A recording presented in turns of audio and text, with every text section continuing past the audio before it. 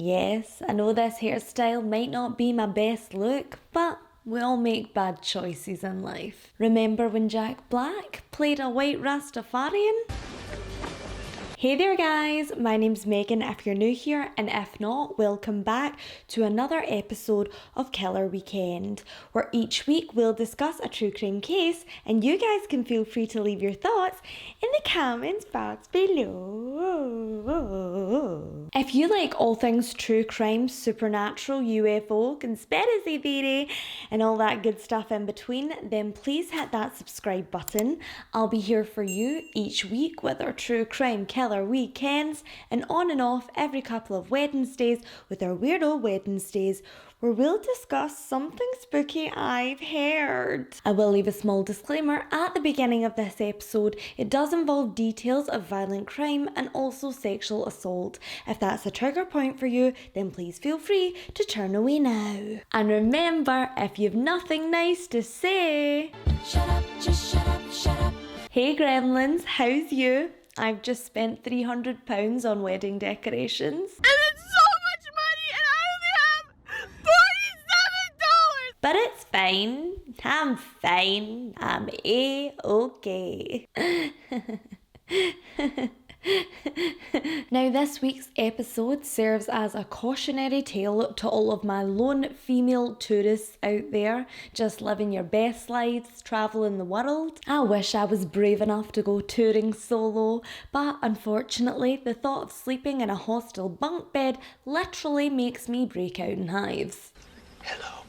These days, Instagram is full of beautiful chicas just basking in the sun, stroking elephants, and rubbing what is probably a mixture of different animals' feces all over them. And as incredible as it looks, there's definitely a darker side to being a female travelling alone. Locals can normally spot an outsider from over a mile away, and sadly, so can a predator. It's a well-known fact that whilst on holiday, people are more likely to let their guards down. Vacations make us happier, friendlier, and more open to trying new things. Seems harmless. No, not really, because there are those out there who use these vacay vibes to their advantage. Every summer, without fail, we are plagued by tragic tales of young women who've gone missing or been killed abroad, and whilst as strangers we're able to move on, the victims' families spend months, some even years,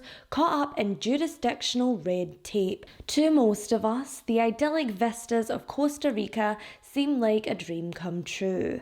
But for the Caicedo family, they would forever signify the beginning of a crushing nightmare. Tonight, everyone, we will be discussing the devastating murder of Carla Stefaniak, Paradise Lost.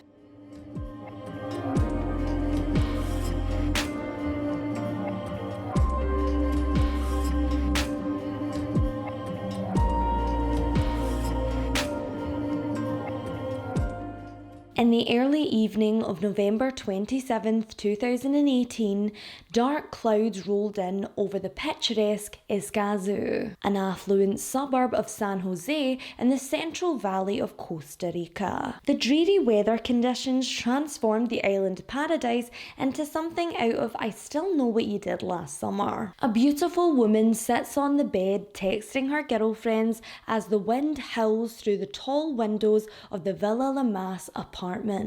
This was not how she planned on spending her final night in Central America, trapped in her room, basically stuck with no food or drinkable water. Just after 7:20 p.m, the pretty tourist FaceTimed one of her male friends in New York, telling him she was quite parched. He advised her of the old boiling water in a pot and then allowing it to cool trick, but after digging through the cupboards, all she could find was a rusty skillet. Back at home in Florida, her girlfriends received updates via a WhatsApp group chat.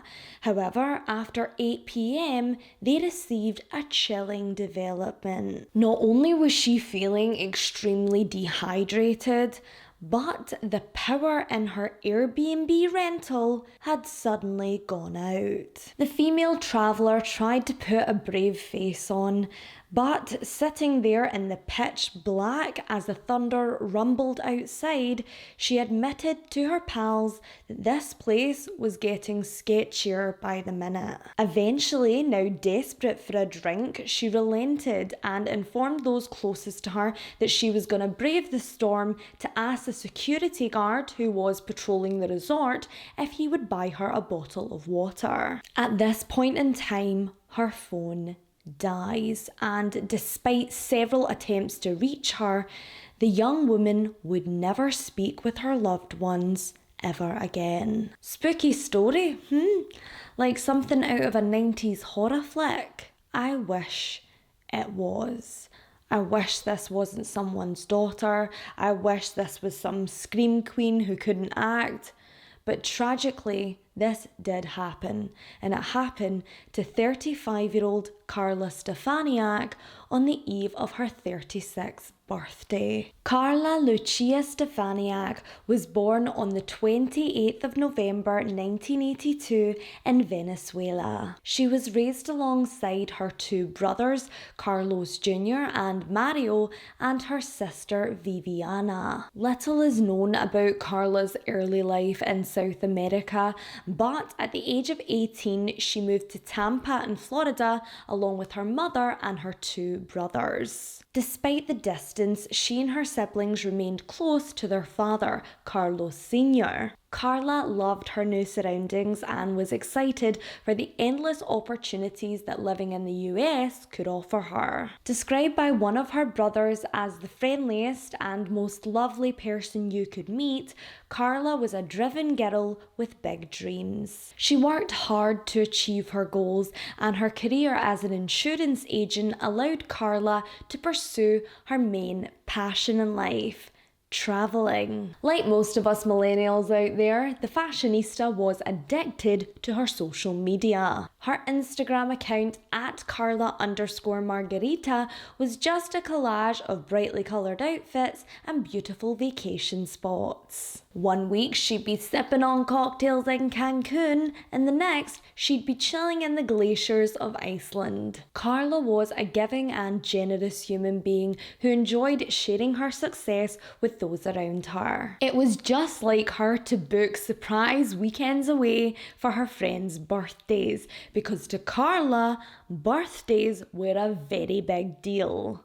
Her family later said that every milestone was important to her, and when that time of year came around, it wasn't simply, okay, let's just celebrate this one day. No, she'd have a birthday week. Sometimes even a birthday month. In all aspects of her life, Carla was a diva, an absolute bombshell who liked nice things and wasn't afraid to put in the work to get them. Growing up in Venezuela, she never really had much, so she appreciated her new jet-setter life more than the average person probably would. Amongst Carla's close friends, she was the glamorous one, so outgoing that she never met a stranger. But more importantly, she was sweet and understanding and always respected other people's cultures and beliefs. Although travelling was a big part of Carla Stefaniak's lifestyle, she lived and breathed for her family. In 2012, at the age of 30, she moved to Hallandale Beach, a city 4 hours southeast of Tampa and home to the Gulfstream Park racecourse. Whenever she got the chance, Carla would make the journey to visit her brothers Carlos Jr. and Mario, and vice versa. Carla had grown extremely close to Carlos's partner at the time, April Burton, and the two women became fast friends shortly after meeting. Carlos would later remark that his sister spoke to his missus more than she spoke with him, so I'm sure it came as no surprise when Carla invited April on her 36th birthday trip to Costa Rica. The pair were so excited to spend some quality sister time together. The plan was to visit Manuel Antonio Beach and La Fortuna in San Carlos. The small town en route to Arenal National Park is every influencer's dream. Whilst on holiday, Carla fell head over heels with Costa Rica. There was something about the lush mountains, turquoise waters, and sprawling rainforests that reminded her of her childhood home in Venezuela. On social media, Carla even joked about moving there with the caption, "Future resident of Costa Rica." She loved it so much, in fact, that at some point during her trip, the almost birthday girl decided to extend her stay by one more night. Her sister-in-law April unfortunately had work commitments, so she had to head back home.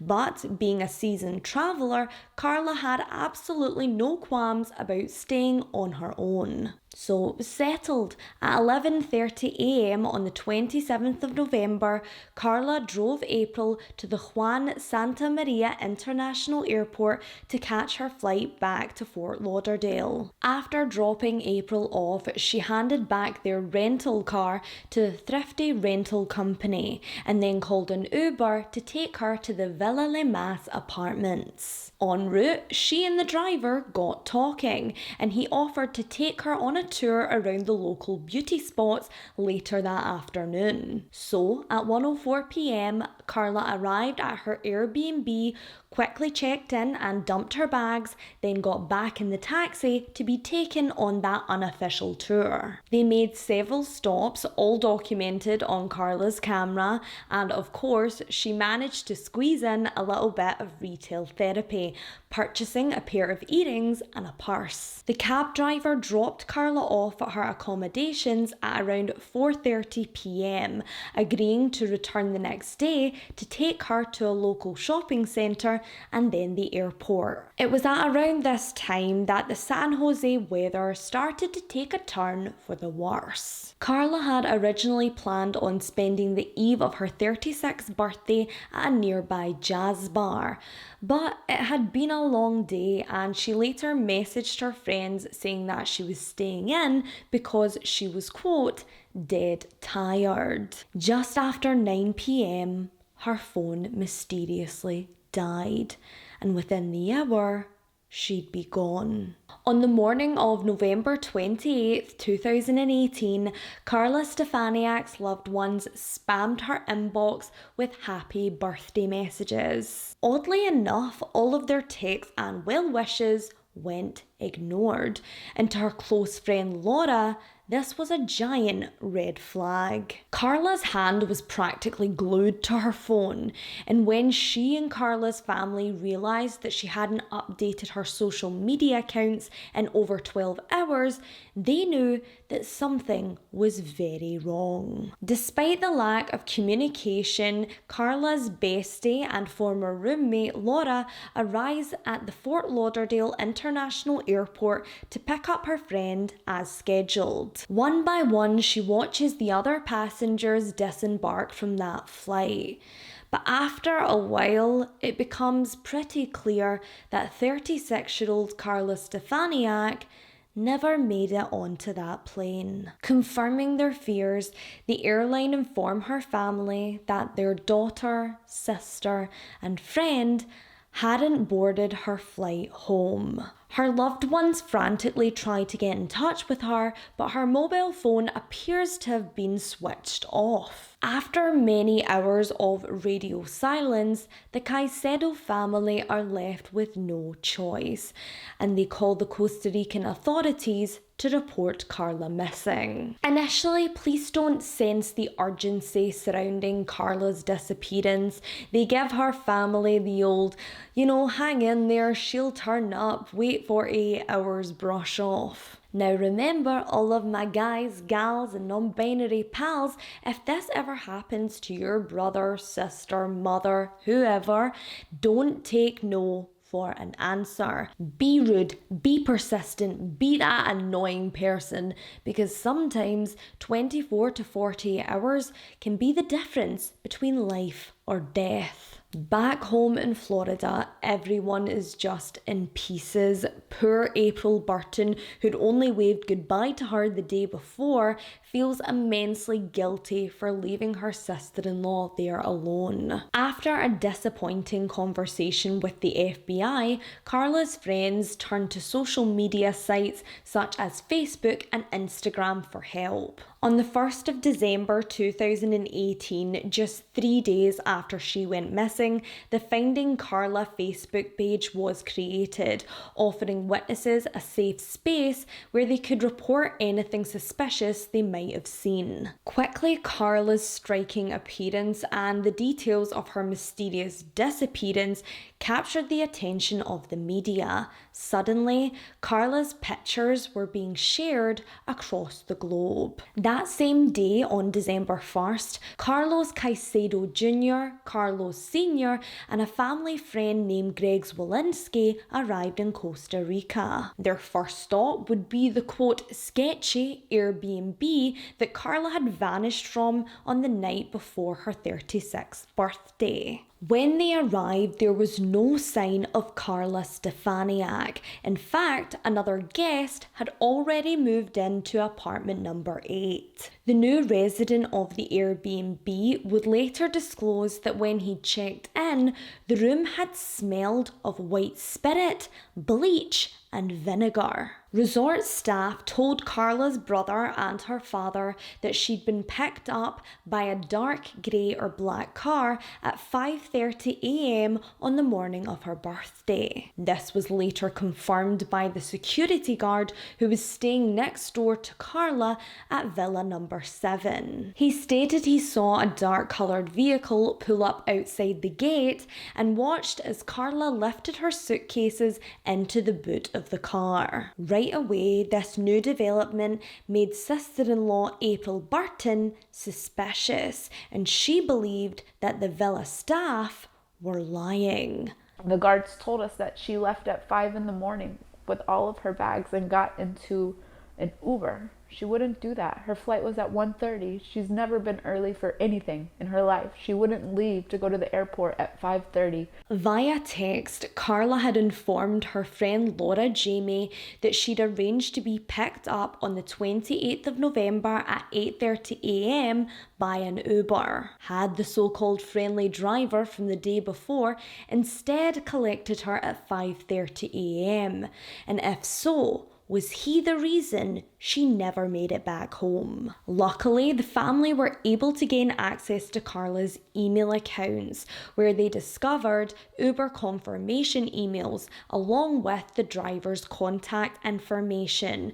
Could this be their missing link to finding Carla? Under police questioning, the driver denies any involvement in the stunning young woman's disappearance. He claims he arrived at 8:30 a.m. as scheduled.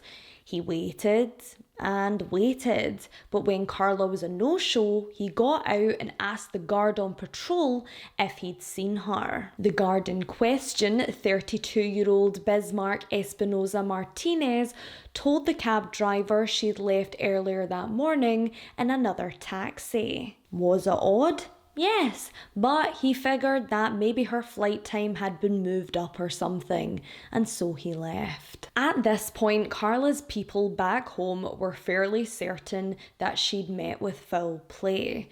She was a gorgeous woman who'd gone missing under mysterious circumstances, but could she possibly have been kidnapped? Well, if we look at statistics, Costa Rica boasts one of the lowest rates for sex trafficking in Central America. Although that doesn't mean it doesn't still happen, it just means it's less likely than in other Latin American countries, such as Guatemala, El Salvador, and Nicaragua. In regards to kidnapping and exploitation, youth also plays a massive factor, with over 75% of trafficking victims being 25 or younger. So the chances of Carla having been abducted for financial or sexual exploitation were pretty low. But when your child or your sibling is just gone, I understand that you have to look down every rabbit hole. Despite a great deal of passion and determination,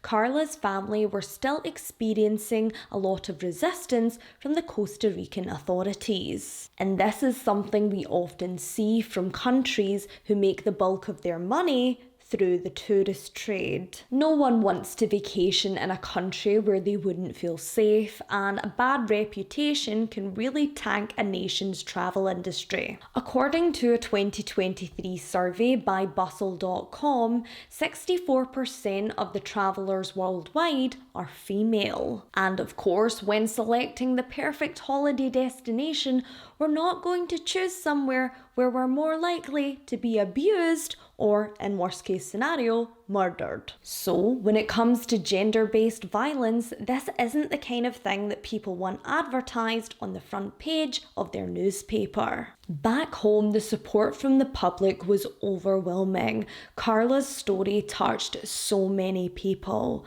But as each day passed, it started to become clear that the Caicedos wouldn't get their happy ending. They knew she wasn't gone of her own volition.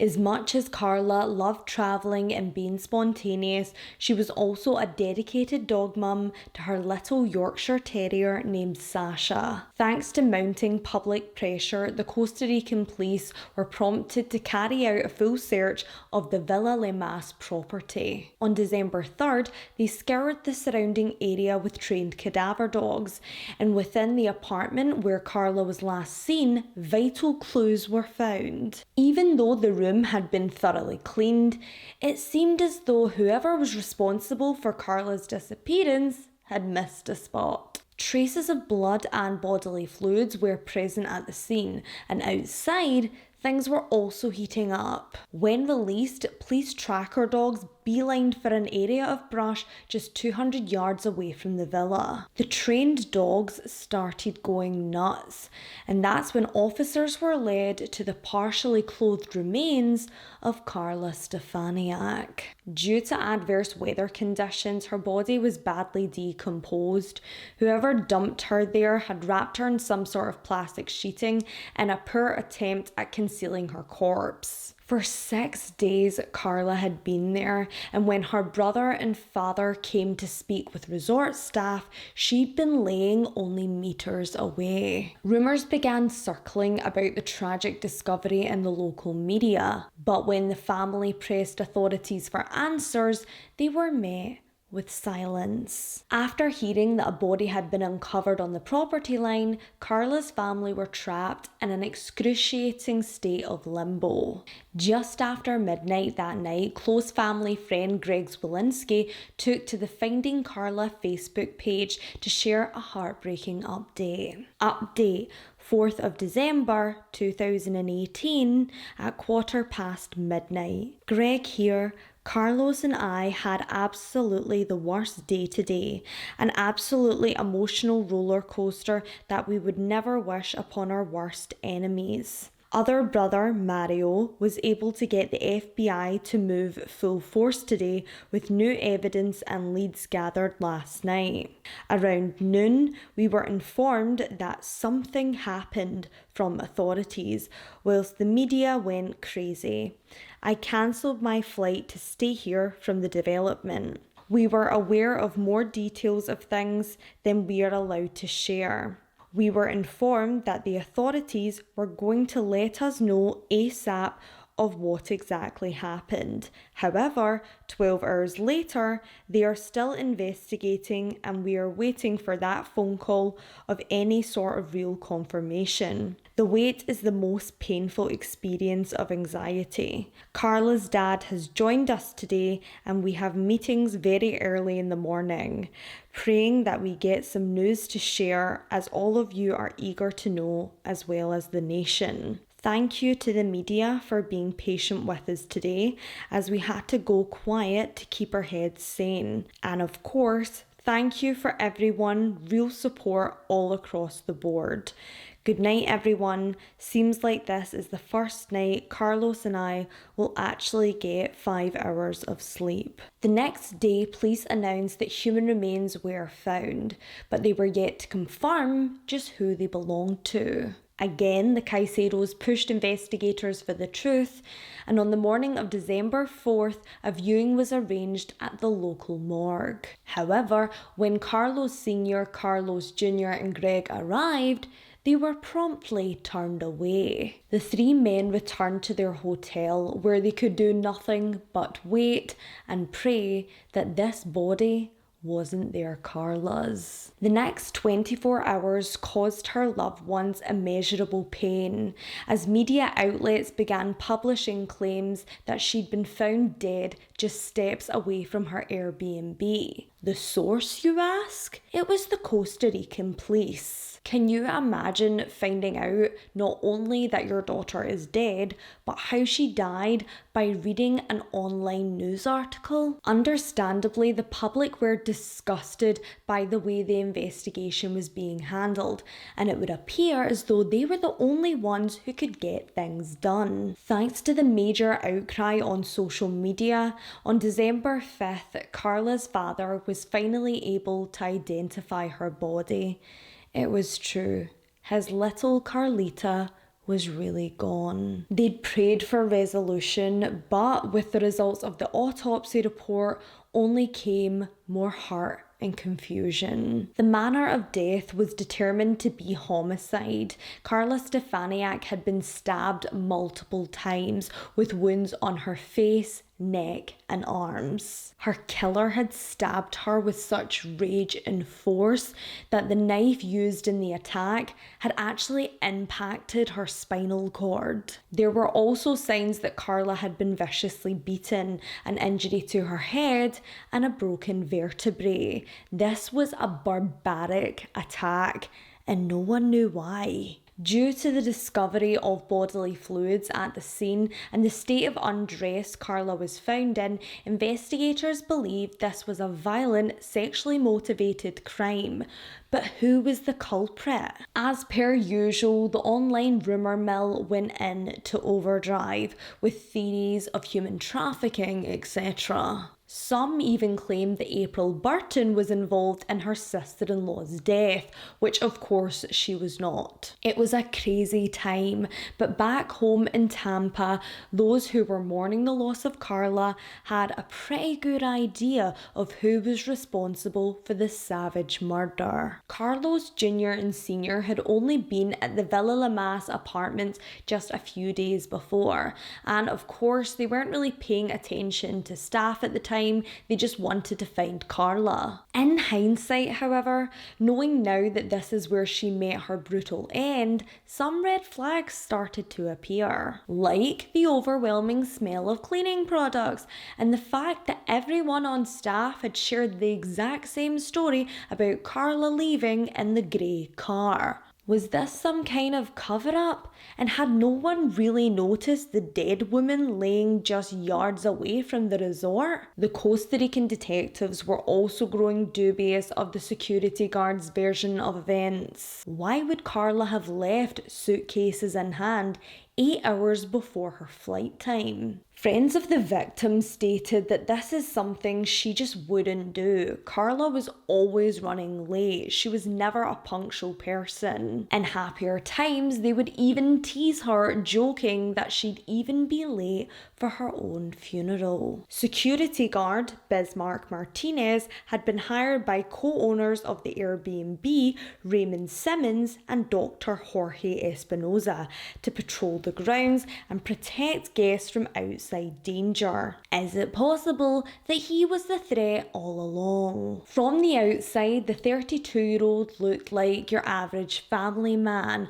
a hard worker and happily married. Carla Gonzalez, a maid at the resort, had recommended Bismarck for the position as she was friends with his mother and had heard that he was looking for work. Thanks to her glowing referral, Bismarck was promptly hired, despite the fact that he was living in the country illegally. Originally from Nicaragua, the patrolman was undocumented and received his wages cash in hand. Sketchy? A wee bit, but he wasn't the only one breaking the rules. In February 2020, the Villa Le Mash resort was shut down by the municipality of Escazu when they discovered that the necessary hotel permits had expired way back in 2013. Prior to Carla's demise, several former guests wrote concerning reviews claiming that co-owner and host Raymond Simmons was aggressive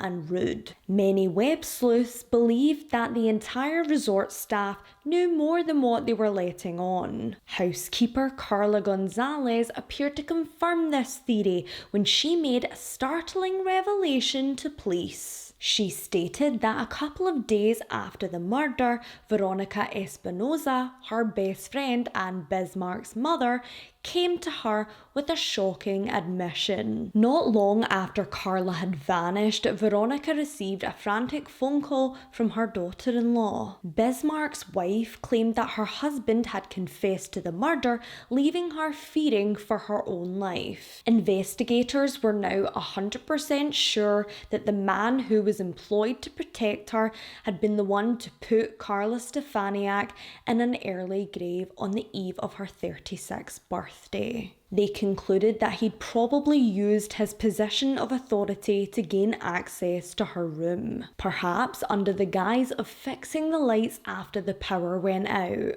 Once inside, he attempted to sexually assault Carla, but the feisty Latina fought back. And hard. The roaring storm outside provided the perfect cover to hide Carla's screams. And once he was finished, he carried her body out to the tree line behind the apartments, where she lay for 6 days exposed to the elements. Some, including the Caicedo family, are certain that Bismarck was not the only guilty party. They've always shared a sixth sense that he had help covering up his crime. Carla was a toned 200-pound powerhouse. On his own, Bismarck would have struggled to pick her up. On the night she was killed, it was pouring, but in the days that followed, no one recalled seeing any fresh drag marks in the mud. This alone lends some serious weight to the theory that Bismarck had assistance disposing of the body. Remember the tourist who was staying in Carla's room the day after she disappeared,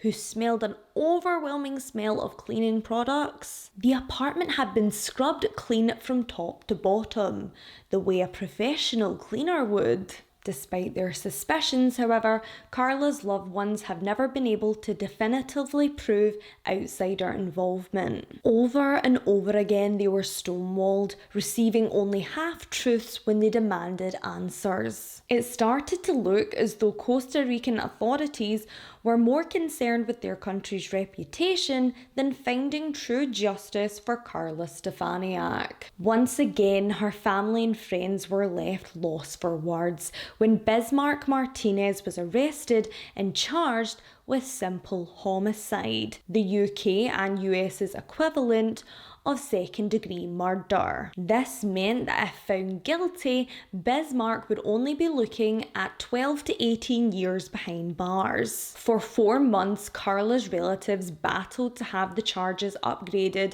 to first-degree murder. News segments aired, articles were published, and social media posts shared, all in the pursuit of justice. Once again, authorities relented at the request of the masses, and on the 28th of January 2020, the trial began. Throughout those excruciating 3 weeks, the Caicedo family had to be in that courtroom listening to the gruesome details of Carla's death. Meanwhile, Bismarck sat there with a big, smug grin on his face. As pathologist Adrienne Calderon described to the court how Carla had been viciously beaten and stabbed, he turned around and smirked at the victim's family. His defense attorney argued that Bismarck was innocent because DNA found under Carla's fingernails could not be traced back to him. However, because of the extreme state of decomposition that Carla's body was found in,